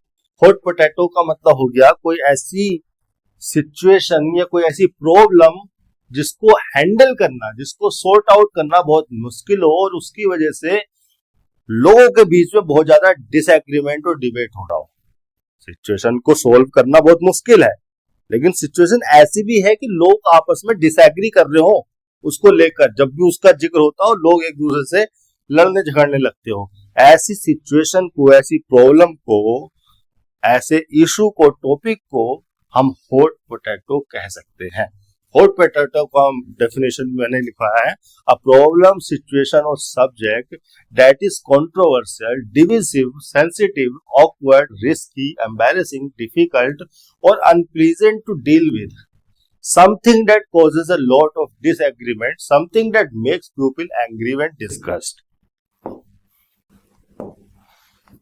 इसके बाद व्हाइट एलिफेंट। व्हाइट एलिफेंट का मतलब कुछ भी ऐसा जिसको मेंटेन करना बहुत ज्यादा एक्सपेंसिव हो और उसका बहुत ज्यादा यूजफुल भी नहीं हो, बहुत ज्यादा यूसेज भी उसका नहीं हो। तो व्हाइट एलिफेंट ब्लैक एलिफेंट से महंगा होता है क्योंकि कम पाया जाता है, लेकिन काम तो ये भी वही करेगा जो ब्लैक एलिफेंट करेगा। हालांकि मैं जानवरों से काम करवाए जाने के सख्त खिलाफ हूं। जानवरों को भी आजाद छोड़ देना चाहिए जैसे इंसान अपने लिए आजादी चाहते हैं, लेकिन चूंकि इडियम का मीनिंग तो आपको समझाना ही है। अब व्हाइट एलिफेंट का मतलब कुछ भी ऐसा ऑब्जेक्ट, कोई भी ऐसी चीज जो बहुत ज्यादा एक्सपेंसिव हो और यूजफुल ना हो, बहुत ज्यादा यूजफुल ना हो। अब व्हाइट एलिफेंट का मतलब something that is expensive to maintain and has no useful purpose. ठीक है, अगले क्वेश्चन पर चलते हैं। Question number 20। If only I was young again. इस स्ट्रक्चर में कुछ गलती है, जो अंडरलाइन सेगमेंट आपको दिया है इसमें कोई प्रॉब्लम है, इसको सब्स्टिट्यूट करना है अप्रोप्रिएट ऑप्शन से। देखिए समझते हैं इफ ओनली के फंक्शन को। इफ ओनली को क्यों यूज किया जाता है? इफ ओनली को यूज किया जाता है विशेष को, रिग्रेट्स को या स्ट्रॉन्ग डिजायर्स को एक्सप्रेस करने के लिए। विशेष को, रिग्रेट्स को स्ट्रॉन्ग डिजायर्स को एक्सप्रेस करने के लिए हाइपोथेटिकल या इमेजिन सिचुएशन को रिफर करता है इफ ओनली। और हाइपोथेटिकल या इमेजिन सिचुएशन को एक्सप्रेस करने के लिए, रिफर करने के लिए हम यूज करते हैं past subjective mood. Past subjective mood में हम वर्ब की सेकंड फॉर्म यूज करते हैं, और अगर लिंकिंग वर्ब हो तो वाज नहीं वर लगाएंगे, या फिर वर्ब की सेकंड फॉर्म अगर कोई और वर्ब होती तो, लेकिन चूंकि लिंकिंग वर्ब है, बी की फॉर्म है, तो वाज नहीं वर यूज करोगे। वाज भी सेकंड फॉर्म है, लेकिन वो टेंस को एक्सप्रेस करती है। मैं कह रहा हूं पास्ट सब्जेक्टिव मूड, इसको पास्ट टेंस में समझ लेना, इसको ये मत कह देना पास्ट इंडेफिनिट लगा हुआ है, पास्ट में एक सिचुएशन हुई है, प्रेजेंट की ही सिचुएशन है, प्रेजेंट के पॉइंट पर ही इमेजिनेशन है। हाइपोथेटिकल अनरियल सिचुएशन है। अनरियल या हाइपोथेटिकल या इमेजिन सिचुएशन को रिफर करने के लिए, यानी कि क्या है, ये मेरी स्ट्रॉन्ग डिजायर है। ये आई कोई ऐसा पर्सन है जो अब यंग नहीं है, 65 साल 70 साल की उम्र में बैठा बैठा व्यक्ति सोच रहा है यार काश मैं जवान हो जाऊं दोबारा से, तो प्रेजेंट के पॉइंट पर ही इमेजिन कर रहा है, ऐसी सिचुएशन को इमेजिन कर रहा है जो अनरियल है, हाइपोथेटिकल है। I were young, I were young again, first option हो जाएगा 21। ओके, कॉम्प्रिहेंशन आपके सामने है। Social media can have blank दिया हुआ है, उसके बाद effects on mental health with studies suggesting that excessive use can lead to feelings of anxiety, depression and loneliness.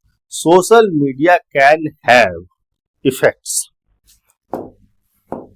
Effects तो यहाँ पर नाउन है, मतलब यहाँ पर कोई एडजेक्टिव आना है, और हैव यहाँ पर ट्रांजिटिव नेचर की वर्ब है, उसके बाद उसका ऑब्जेक्ट लगा हुआ है। एडजेक्टिव भी ऐसा आना चाहिए जो सेंटेंस के कंटेक्स्ट में मीनिंगफुल हो, सिमेंटिकली सही हो। Delirious, deleterious, detrimental, positive. देखिए पॉजिटिव तो आने से रहा, यहाँ पर आगे बात की गई है excessive use can lead to feelings of anxiety, depression and loneliness, तो ये पॉजिटिव इफेक्ट थोड़ी है, सारे नेगेटिव इफेक्ट है। तो कोई ऐसा वर्ड यहाँ पर आएगा जो नेगेटिव मीनिंग से अलाइन करता हो। डिलीरियस का क्या मतलब होता है? डिलीरियस का मतलब हो जाएगा अनेबल, डिलीरियस एडजेक्टिव है, डिलीरियस का मतलब हो जाएगा अनेबल टू थिंक और speak clearly because of fever और मेंटल कंफ्यूजन। कोई मेंटल कंफ्यूजन हो, किसी प्रकार का फीवर हो, उस फीवर की वजह से, उस मेंटल कंफ्यूजन की वजह से सोच ना पाना, बोल ना पाना, इस तरह की अवस्था में कोई पर्सन हो तो उस पर्सन को कह सकते हैं डिलीरियस। एडजेक्टिव है, तो डिलीरियस इफेक्ट्स तो नहीं मेंटल हेल्थ पे वो डालता। ऐसा तो है नहीं कि हम सोशल मीडिया को यूज करेंगे तो हम सोच नहीं पाते हैं, बोल नहीं पाते हैं, एक मेंटल कंफ्यूजन में आ जाते हैं, ये तो मीनिंगफुल नहीं हो रहा। डिजीरियस का मतलब है, डिजीरियस बना है डिजायर से, डिजायर से, डिजीरियस का मतलब हैविंग डिजायर, मतलब कुछ भी ऐसा जिसमें किसी प्रकार की डिजायर हो, तो डिजीरियस इफेक्ट डालता है, मतलब ऐसे इफेक्ट जिन इफेक्ट्स में किसी प्रकार की डिजायर हो, कुछ चाहते हो वो नहीं, ये भी मीनिंगफुल नहीं है। डेट्रीमेंटल, डेट्रीमेंटल भी एक एडजेक्टिव है, उसका मतलब है कॉजिंग हार्म और डैमेज, ऐसे इफेक्ट्स जो हार्म करते हो, डैमेज करते हो मेंटल हेल्थ। 21 का थर्ड ऑप्शन आ जाएगा। 22 में देख लेते हैं क्या है। To combat these negative effects experts recommend setting for social media use. अब देखिए रिकमेंड सेटिंग, वर्ब की आईएनजी फॉर्म लगी है, जीरेंट के फंक्शन में लगी है, लेकिन है तो वह भी ट्रांजिटिव नेचर की वर्ब है, उसके बाद आना है उसका ऑब्जेक्ट यानी कि नाउन, और चारों के चारों नाउन ही लिखे हुए हैं यहाँ पर, और फिर उस नाउन को फोर प्रीपोजिशन से जोड़ा गया है सोशल मीडिया यूज से। तो एक बार सिंटेक्स को भी आप देख लेते हो, सिंटेक्स भी काफी हेल्प करती है कि किस मीनिंग के वर्ड को यहाँ पर लगाया जाए जिसके साथ फोर प्रीपोजिशन सुटेबल हो, कोलोकेटिंग हो, प्रिंसिपल्स को, गोल्स को, रूल्स को, स्टैंडर्ड हो। तो क्या हमें गोल या किसी स्टैंडर्ड को सेट करना है? सोशल मीडिया यूज के लिए हमारा कोई उद्देश्य होना है, एम होना है, गोल होना है, या कोई स्टैंडर्ड होना है। गोल और स्टैंडर्ड तो आउट ऑफ कंटेक्स्ट वर्ड है। प्रिंसिपल और रूल्स में से तुम कंफ्यूज करने की कोशिश करोगे। प्रिंसिपल के बारे में बता दूं, देखिए प्रिंसिपल भी रूल्स ही होते हैं, लेकिन ये बेसिक रूल्स होते हैं। वो बेसिक आइडियाज, वो बेसिक रूल जो हमारे बिहेवियर को, हमारे मोरल स्टैंडर्ड को, सोसाइटी में हमारे प्लेस को डिटरमाइन करने में, डिसाइड करने में हमारी हेल्प करते हैं। हिंदी में प्रिंसिपल को कह देते हैं उसूल, सिद्धांत। हिंदी में बहुत ज्यादा यूज नहीं करता हूं, मुझे यूजफुल नहीं लगती है हिंदी इंग्लिश को पढ़ते वक्त, लेकिन कुछ बातें आसानी से समझ में आ जाती हैं। तो हमें क्या कुछ ऐसे उसूल बनाने हैं? नहीं, सीधे सीधे रूल्स की बात कर रहा है कि थोड़े 2-4 रूल्स बना लो सोशल मीडिया को यूज करने के लिए, कि साहब 10 बजे के बाद फोन नहीं चलाना है, 9 बजे के बाद फोन नहीं चलाना है, दिन में 2 घंटे 3 घंटे ज्यादा सोशल मीडिया को यूज नहीं करना है। इस तरह के छोटे मोटे रूल बना लो ताकि ज्यादा इफेक्ट ना हो, ज्यादा इनका नुकसान ना मिले, नेगेटिव इफेक्ट को कम्बैट करने के लिए। रूल्स, थर्ड ऑप्शन कंटेक्स्टफुल है मीनिंग के हिसाब से, थर्ड ऑप्शन 22 का थर्ड। 23 पे चलते हैं। अदर स्ट्रेटेजीज इंक्लूड, अब देखिए इंक्लूड यहां पर एक ट्रांजिटिव नेचर की वर्ब है। ट्रांजिटिव नेचर की वर्ब के बाद आना है उसका ऑब्जेक्ट, और वो ऑब्जेक्ट वर्ब हो सकता है। चारों के चारों वर्ब की फॉर्म में लिखे हैं, यानी कि वर्ब होगा ऑब्जेक्ट, यानी कि नाउन के फंक्शन में, तो इसका मतलब वो जीरेंड होगा। वर्ब की आईएनजी फॉर्म लिखी है, तो चारों ऑप्शन में जीरेंड लिखे गए हैं। और जीरेंड यानी कि वर्ब एक ऐसी वर्ब यहाँ पर लगाई जानी है जिसके साथ विद प्रीपोजिशन आ सके, और विद प्रीपोजिशन का ऑब्जेक्ट हो रहा है friends and family in person, यानी कि प्यूपिल, पर्सन। यहाँ भी पर्सन को रिफर किया जा रहा है, यहाँ भी फैमिली पर्सन को ही रिफर कर रही है। तो यहाँ पर कोई ऐसी वर्ब आनी है जीरेंड के फंक्शन में जो अपने बाद विद प्रीपोजिशन ले सके, और विद प्रीपोजिशन के बाद पर्सन्स लिखे हो, लोग लिखे हो, और इस कंटेक्स्ट में सेंटेंस में मीनिंगफुल हो, सिंटैक्टिकली भी सिमेंटिकली भी जस्टिफाइबल हो। Cooperating with friends and family, involving, interesting, interacting. देखिए इन्वॉल्विंग तो हटाई दो, क्योंकि इन्वॉल्व का मतलब है टू इंक्लूड, और ये भी एक ट्रांजिटिव नेचर की वर्ब है, टू इंक्लूड समवन और something into a particular activity. Involving का जो बेसिक मीनिंग है वो टू इंक्लूड है, टू इंक्लूड के सिमिलर ही है। तो जब इस मीनिंग को कन्वे करने वाली मेन वो हमने लगा दी, इसी सेम मीनिंग में हम इन्वॉल्विंग यहाँ पर क्यों लगाएंगे जीरेंड बनाकर? और दूसरी बात ये कि एक ट्रांजिटिव नेचर की वर्ब है, इसके बाद आना चाहिए इसका ऑब्जेक्ट, आपने तो विद प्रीपोजिशन लगा रखा है, तो सिंटैक्टिकली और सिमेंटिकली भी गलत हो गई। कोऑपरेटिंग आना चाहिए, इंटरेस्टिंग या इंटरेक्टिंग। कोऑपरेटिंग में कोऑपरेट वर्ड के मीनिंग को समझते हैं क्या आप? को का मतलब टुगेदर, ऑपरेट का मतलब to work, to function. Cooperate का मतलब है to work together with someone for a particular purpose, किसी स्पेसिफिक पर्टिकुलर पर्पस के लिए किसी पर्सन के साथ मिलकर काम करना, कोऑपरेट करना होता है। तो यहाँ पर क्या किसी प्रकार के कोऑपरेशन की बात की गई है? अदर स्ट्रेटेजीज इंक्लूड कोऑपरेशन या cooperating with friends and family in person, engaging in hobbies और फिजिकल एक्टिविटी। यहाँ पर कोई किसी प्रकार का कोऑपरेशन हमें चाहिए क्या? नहीं चाहिए। कोई पर्टिकुलर पर्पस के लिए, स्पेसिफिक यूज के लिए हम कोऑपरेशन थोड़ी चाह रहे हैं। कोऑपरेशन हमें चाहिए होता है किसी टास्क में, किसी एक्टिविटी में, जब हम किसी कंपनी में हो, जब हम किसी बिजनेस में हो, जब हम किसी प्रोसेस में हो। यहाँ तो हमें कोई ऐसा दोस्तों से कोऑपरेशन चाहिए। इंटरेस्टिंग आ सकता है या इंटरेक्टिंग आ सकता है। इंटरेस्टिंग का मतलब भी समझ लेते हैं। इंटरेस्ट का मतलब क्या हो गया? इंटरेस्ट का मतलब है to give someone a thing और अ रिस्पॉन्सिबिलिटी। इंटरेस्ट बहुत अच्छी वर्ब है। यहां इस सिचुएशन में तो इंटरेस्ट नहीं लगाई जानी है, इंटरेक्टिंग आनी है। वर्ब के मीनिंग से ही आपको समझ में आ रहा होगा कि इंटरेक्ट को लगाया जाना है, लेकिन फिर भी इंटरेस्ट के मतलब को समझ लेते हैं। इंटरेस्ट बहुत अच्छी वर्ब है, बहुत जगह यूज होती है। इंटरेस्ट का मतलब है to give someone a thing और ड्यूटी, और ड्यूटी भी यहाँ पर किसी रेस्पॉन्सिबिलिटी को रिफर करती है। और यहाँ पर ये जो थिंग है ना, कोई फिजिकल थिंग होने की बजाय कोई मेटाफोरिकल सेंस में या एब्स्ट्रैक्ट सेंस में कोई थिंग होती है, जैसे कोई टाइटल दे दिया, कोई नेम दे दिया, या कुछ भी ऐसा काम दे दिया। यानी कि इंटरेस्ट का मतलब होता है to make someone responsible, to make someone responsible. अब देखो इंटरेस्ट को किस तरह के स्ट्रक्चर में यूज किया जाता है। इंटरेस्ट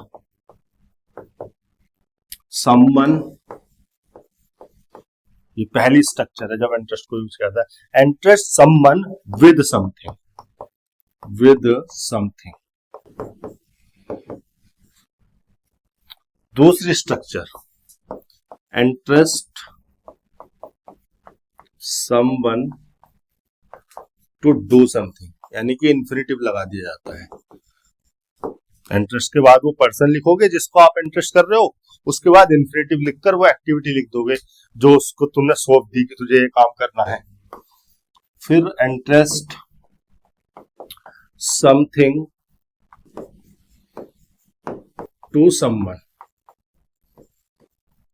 अगर आपने थिंग को पहले लिख दिया, पर्सन को बाद में लिखना चाह रहे हैं, तो उस पर्सन को टू प्रीपोजिशन लगा के लिखना पड़ता है रिसिपिएंट की तरह रिफर करने के लिए। अब इंटरेस्ट वर्ब के साथ एक ही सिचुएशन में विद प्रीपोजिशन आ सकता है जब वो इस स्ट्रक्चर में यूज हो। इस स्ट्रक्चर में भी नहीं, जब वो इस स्ट्रक्चर के पैसिव वर्जन में, पैसिव फॉर्म में यूज हो। इंटरेस्ट को अगर हम पैसिव फॉर्म में यूज कर ले, बी इंटरेस्टेड लिख दें, पैसिव स्ट्रक्चर में लिख दें, तो चूंकि समवन ट्रांजिटिव वर्ब का ऑब्जेक्ट है, पैसिव में सब्जेक्ट बन गया होगा, ये यहां से हट जाएगा। लेकिन विद प्रीपोजिशन और उस प्रीपोजिशन के बाद ऑब्जेक्ट ऐसे के ऐसे ही लिखा होगा। लेकिन इस स्ट्रक्चर में ये तो विद प्रीपोजिशन के बाद ऑब्जेक्ट लिखा है समथिंग, ये कोई ऐसी जॉब है, कोई टाइटल है, कोई एक्टिविटी है, कोई रेस्पॉन्सिबिलिटी है, कोई ड्यूटी है, कोई पर्सन यहां पर नहीं है।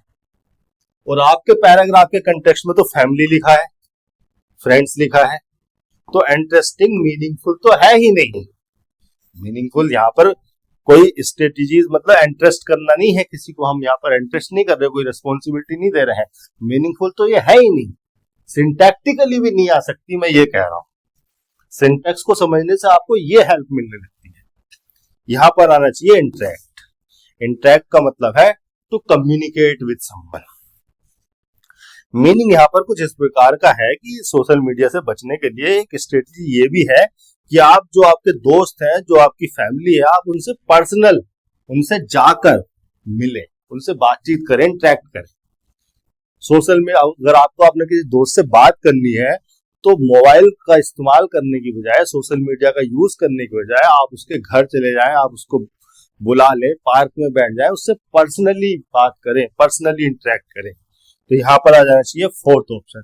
इंटरेक्ट का मतलब है टू कम्युनिकेट विद समवन।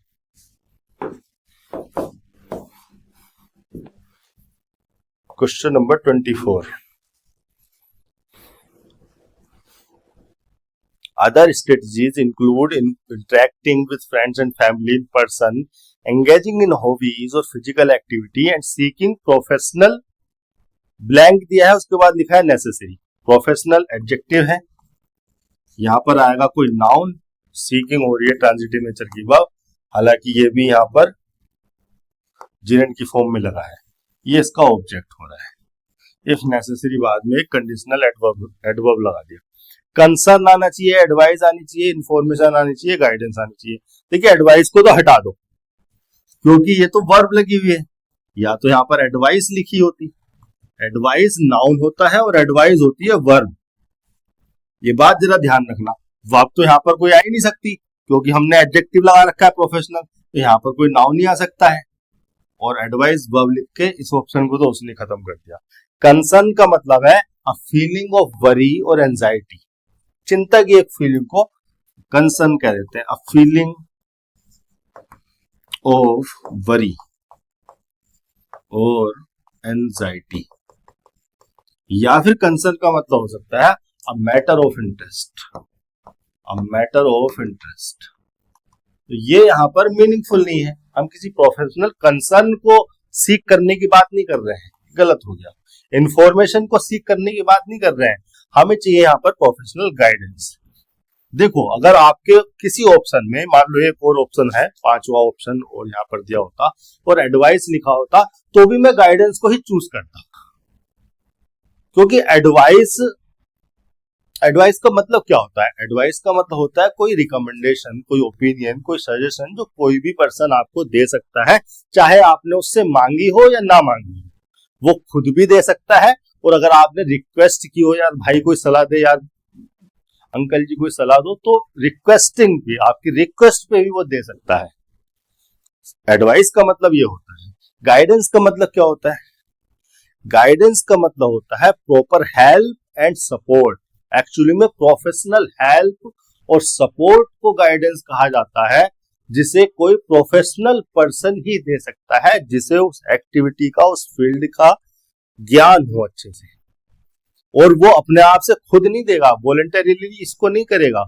आप उससे रिक्वेस्ट करोगे तभी वो आपको गाइडेंस प्रोवाइड कराएगा, और कई बार तो वो चार्जेस भी ले सकता है, आपको फीस भी देनी पड़ सकती है आपको किसी अच्छे प्रोफेशनल पर्सन से गाइडेंस लेने के लिए। तो यहाँ पर तो वैसे ही प्रोफेशनल वर्ड लिखकर, एडजेक्टिव लिखकर उसने डोमेन को और नैरो कर दिया कि आपको गाइडेंस यूज करना चाहिए। कहने का मतलब है कि अगर कोई ज्यादा दिक्कत हो रही है तो गाइडेंस, प्रोफेशनल गाइडेंस ले लो। कैसे इससे छुटकारा पाना है? 24 का फोर्थ,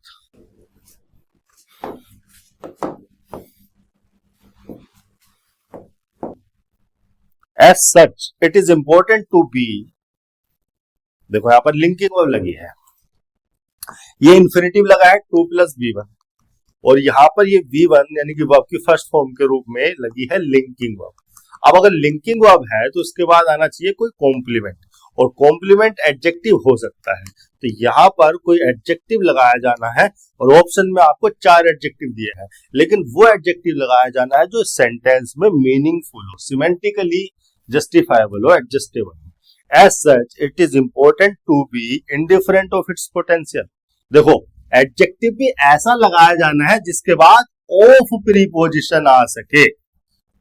ऐसा एडजेक्टिव जो यहाँ पर मीनिंगफुल हो इस सेंटेंस में, और अपने बाद ऑफ प्रीपोजिशन को लेता हो। इंडिफरेंट के बाद तो टू प्रीपोजिशन लगाते हैं, जिसको ये बात पता है वो तो उसके बारे में सोचेगा ही नहीं। हालांकि इंडिफरेंट का मीनिंग कुछ ये है, इंडिफरेंट का मतलब है नॉट इंटरेस्टेड, नॉट इंटरेस्टेड। तो it is important to be not interested. पहली बात तो टू प्रीपोजिशन लगा होता है इंडिफरेंट के साथ तो वो आ सकता था, ऑफ लगा है तो इसका तो कोई स्कोप ही नहीं है, लेकिन मीनिंगफुल भी नहीं है। स्केप्टिकल का मतलब है डाउटफुल, डाउटफुल। स्पेक्टिकल के साथ अबाउट भी आ जाता है और ऑफ प्रीपोजिशन दोनों आ जाते हैं।